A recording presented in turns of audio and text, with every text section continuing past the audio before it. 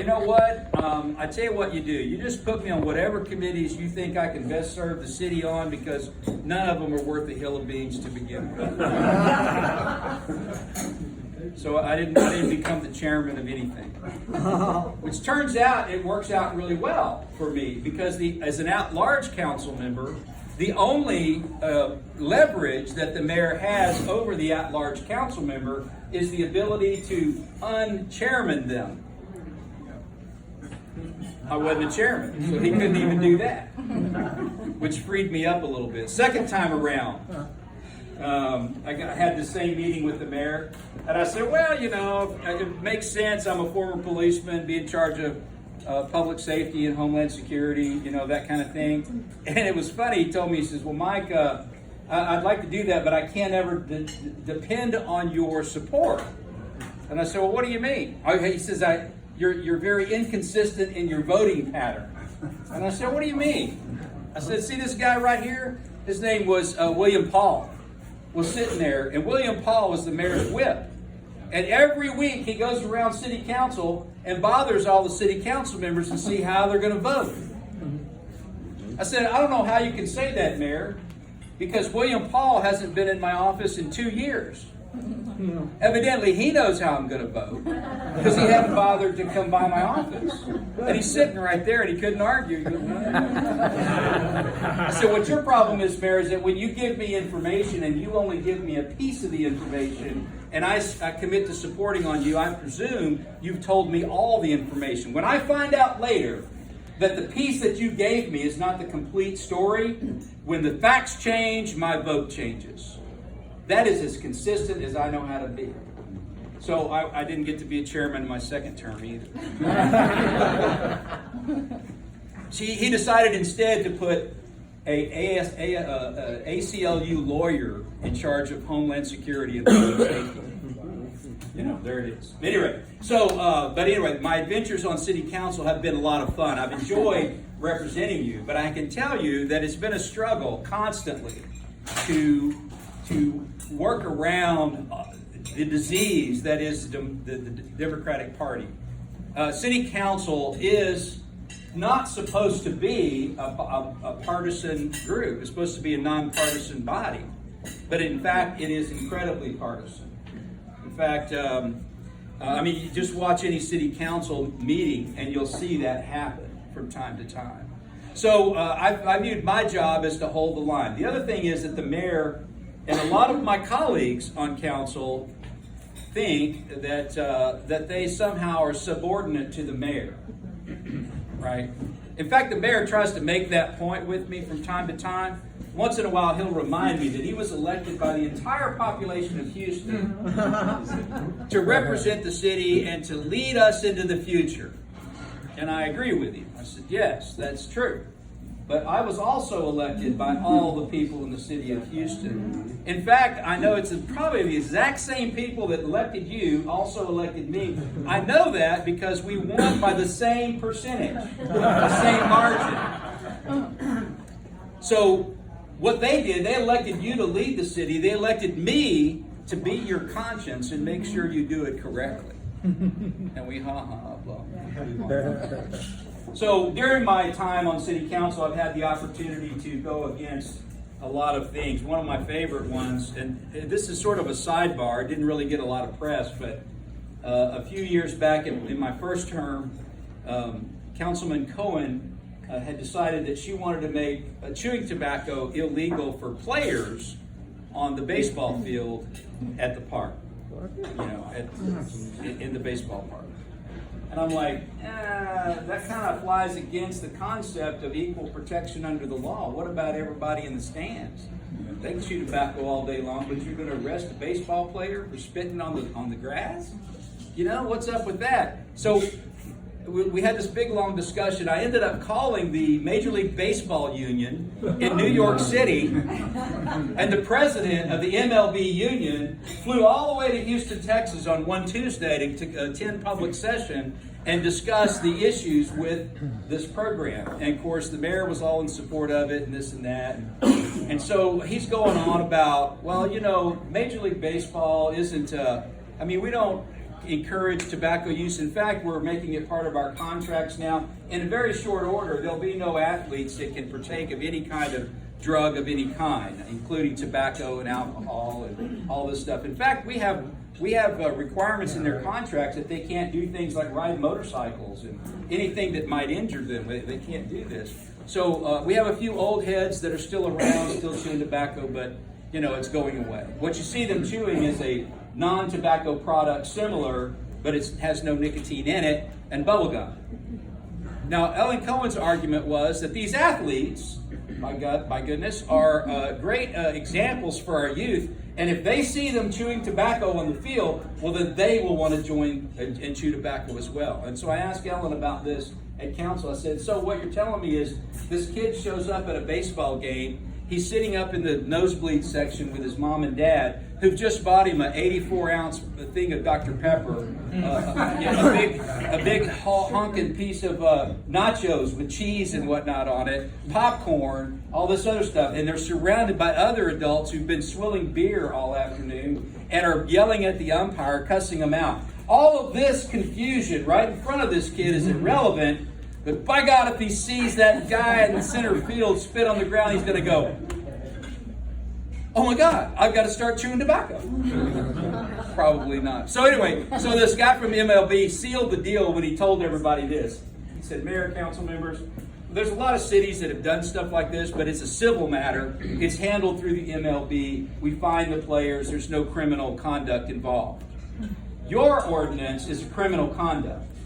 So if they're found guilty, they have committed a crime. Many of our players in the MLB are not citizens of the United States. They're here on green cards. And one of the things about a green card is you can't commit crime and stay in this country. So it's very likely, or the risk is present, that Mr. Altuve from the Houston Astros might get arrested by the police, convicted of this crime, and have to be deported. And you should have seen the head snap around. So I let the mayor out on that one. I made a motion at the end on Wednesday. I made a motion to table the matter, send it back to the council for further review. That's how you kill something that goes away. I've done a lot of that. I mean, I can't really win on the votes, so I try to find ways to get it referred back and then never show up again. That was one of them. Of course, then after Harvey, the mayor and I went, this was so funny. This is what you have to do when you're conservative. You can't just talk reasonably. You've got to, your arguments have to be sound. You have to use logic and reason, and they have to be unassailable logic and reason. So the mayor had, right after Harvey, had petitioned the governor for some money to help us recover, and the governor promised to give it to him, and he promised that he would not invoke the emergency clause in our property tax cap that would allow him to increase the property tax rate. And he did that on video in a news conference, and I had the video.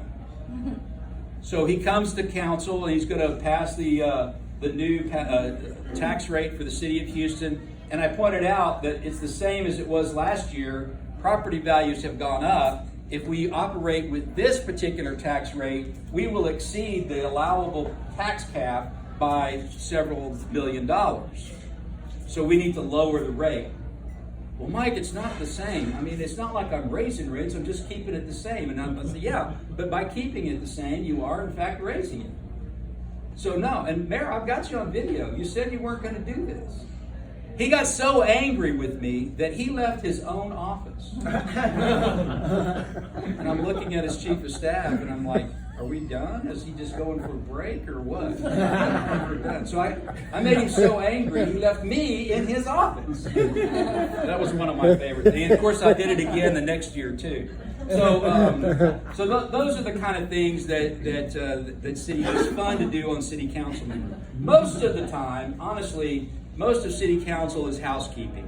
You know, it's paying bills, it's, authorizing contracts and all that kind of stuff. Occasionally, one comes up that's a little funny, like Papados at the airport. That's the most recent one. Yeah, we had a good time with that one. That was a lot of fun. We're still having a good time with that one. In fact, my wife, she travels a lot, and she says, "You know what? I'm not eating anymore at the airport. They got crap for food now. I can get that kind of food in Atlanta or wherever else I go. They don't have any good food, so I'm just going to eat before I go." You know, and I think a lot of people are going to do that, particularly people who live in Houston and travel. I mean, people coming from other cities, they're not going to know, and they're not going to care. But the people who live here, I think that's going to be a problem on down the road. Do you know what Mario Diaz, who is the director of our airport system, you know what he told me when I called him and I said, what is going on with this you know what he told me? "Oh, the Pappas family's been there for 20 years. It's time for them to go. You know, they're getting dated and, you know, and all that kind of stuff." I said, "Oh, so why did you bother to let them even apply? Why did you give them hope if you already had made this decision?" "Well, you know, we have a process." Yeah, it's called screw you over process. So Mario and I don't see eye to eye either as well. So we've had a lot of fun, and I can't leave here without talking about the hat debacle. Occasionally, as a council member, I'm able to make so much of a persuasive argument that I get a number of council members to vote with me and against the mayor to the point that it frightens him. One of these occurred a couple of years ago, right after COVID was over, and I forget what the issue was, but I got 8 votes, me plus 7. The 9th vote was the other Republican that isn't. Okay? And he voted with the mayor. So I came that close to beat me. Well, a couple of months go by, about a month went by, and somebody came in my office and noticed that my picture didn't look like me anymore. Because I started, in 2015, I had dark hair and a dark mustache. And looked a lot younger than I look now. And he said, "I don't even recognize you, man. That is not you on that picture." And I said, "You know, you're right." So I had another picture made.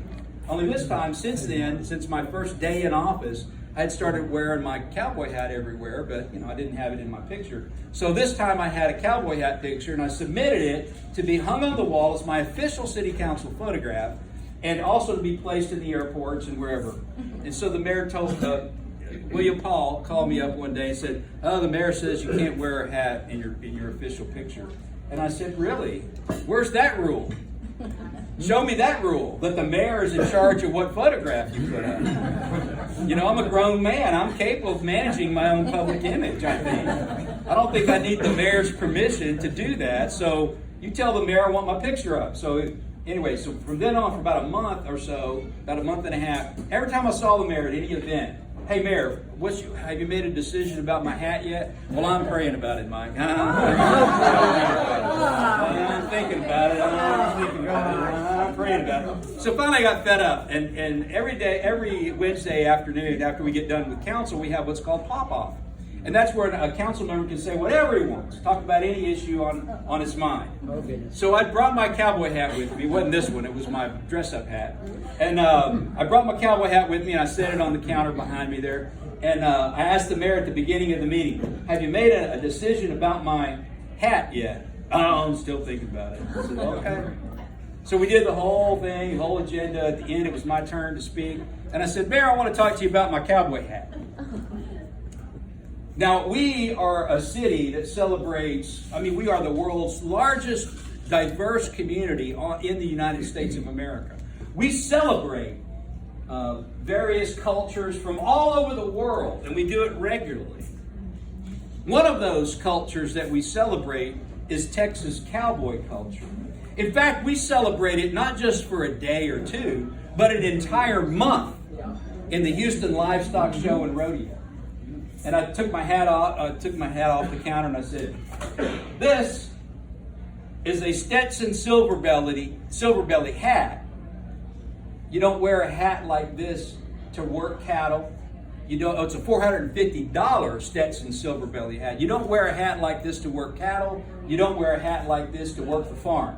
You wear a hat like this to go to church. You wear it to a wedding. You wear it to the office. You wear it in official functions where you want to be dressed up. It is a professional look." So I tell you what I'm going to do, Mayor. I'm going to get up from this table and I'm going to leave and I'm going to resubmit those photographs. I'll expect them to be placed in their proper location post haste. So I got up and left. So during the week, God bless the Texas Young Republicans. They heard about it and they started hashtag back the hat. And it went all over the place. So I'm getting ready to blast him again the next week because I hadn't heard from him in about. So our council starts at 9 a.m. At 8:30 in the morning, William Paul calls me up and tells me, council member, the mayor's decided that he's going to let you have that hat. I said, well, you tell the mayor thank you very much that he agrees with me that I'm capable of managing my own public image. Thank you very much. So now, for the remaining period of my term, every visitor coming to Houston will be greeted by a cowboy wearing a cowboy hat at the airport.